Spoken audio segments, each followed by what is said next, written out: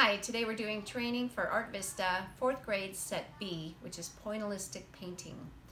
So for this project, it's a painting project using tempera paints, but instead of using paintbrushes, the children will be painting with Q-tips. So let's look at the supplies that we're going to need to bring to the classroom for this. This one calls for tempera painting. You should bring all the available colors, so red, yellow, blue, green, orange, purple, some brown, white, and black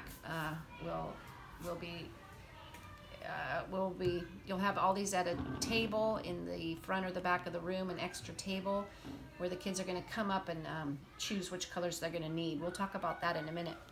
You're going to need some paper plates, so each child will use one of these paper plates as a painting palette. So we'll squirt the paints that they're going to need onto these paper plates. You also will bring in a large box of Q-tips. So the best way to do this is to just put a handful of Q-tips on the middle of every work table. So if there's 5 tables of children in the classroom, you just put a good amount of Q-tips right in the middle of the table. The kids can take as many as they need for their painting project. And then the paper that we'll use today is going to be smaller size construction paper. So if we used the full larger size, it would just take too long because the kids are literally painting a picture by doing little dots with the Q-tips, and it would take too long for them to fill up the whole paper. So we use a smaller size.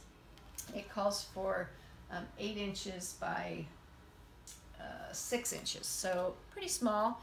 You can cut down your construction paper using the paper cutter in the Art Vista closet, and just bring 30 sheets of this smaller size paper in the classroom with your supplies. So this can be put on every child's place. Perhaps while you're giving the presentation, your helpers can hand out the paper, and also set up the paint station where you'll have all the paints on one table and the paper plates there as well.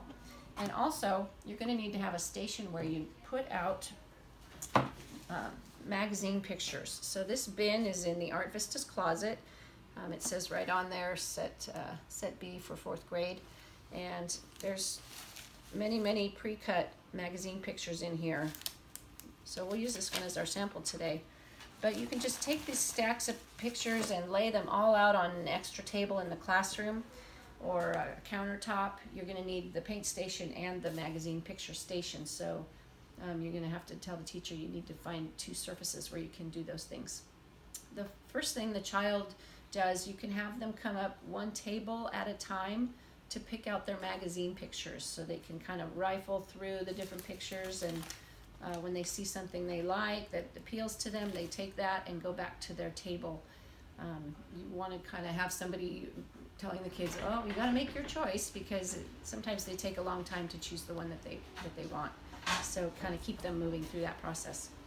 After they've chosen their picture, then they take their picture and go to the paint station. The paint station, so you're going to have your helpers look at the picture and decide what colors the child is going to need for painting this picture. In this case, it'll be red and white and maybe yellow.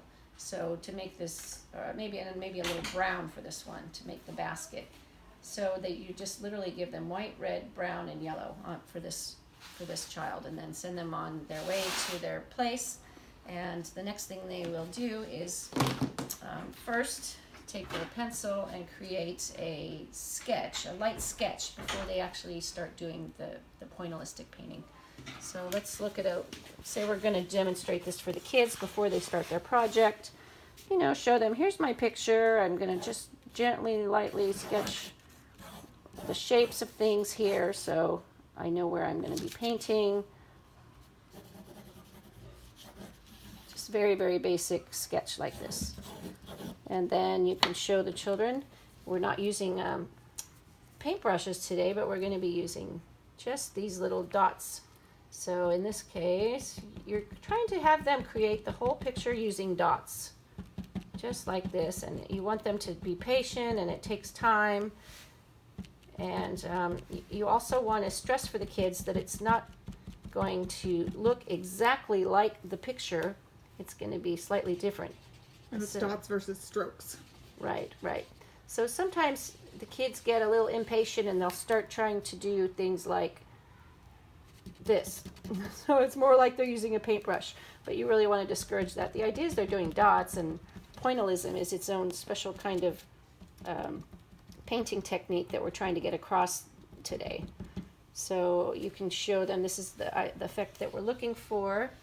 Once they're done with the color, they can just take that Q-tip and put it aside and get another Q-tip for the next area. Yellow and brown, maybe it's sort of a mix, and then they use the next Q-tip. So they don't need to wash out the Q-tips, they just use it for the color and then put it aside and go for the next color. So that's enough of a demonstration for them. Let's look at some samples.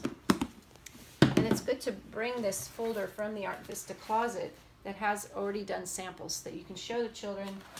And it gives them a really good sense of what it is they're trying to do today before they even begin the project. So here you can see they've chosen this magazine picture, and this is the final product. And again, you're not trying to make a perfect illustration of this, you're just trying to give an impression, because what we've learned about today in our presentation is impressionism. So it's just a quick impression of the actual picture. Here's another one. See, again, I mean, you very much get a sense of the picture, but it's not going to look exactly like it. So these samples are really good to give the kids that instruction and show them it's not going to be exact. Maybe this one's not quite finished. And again, using the colors and the shapes, but again, it doesn't look exactly like it. It is important with this project to make sure that we're going to mount the actual piece of art with the magazine picture. You don't want to just put the piece of art alone, because this really shows what they were trying to reproduce, the picture. So be sure you put their names on the back of both their art and the picture that they chose. Absolutely. Before they even start painting, they should have written their name on the back of the paper, and then we'll put the papers in the drying rack to dry. These drying racks can be pulled right out of the Art Vista closet into the classroom. Here's another great sample. This one, it looks like it was done with more strokes instead of dots.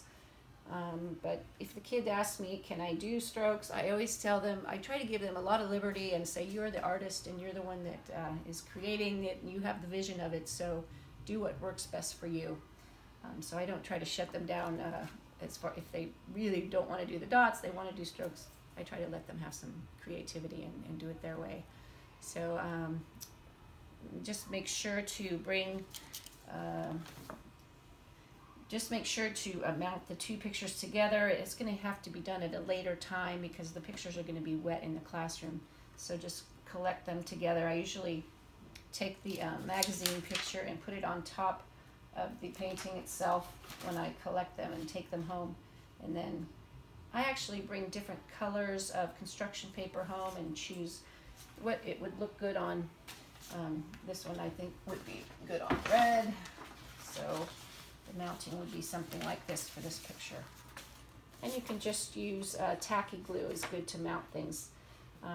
So if they choose to put this in the art show, it's already mounted and ready to go. Enjoy.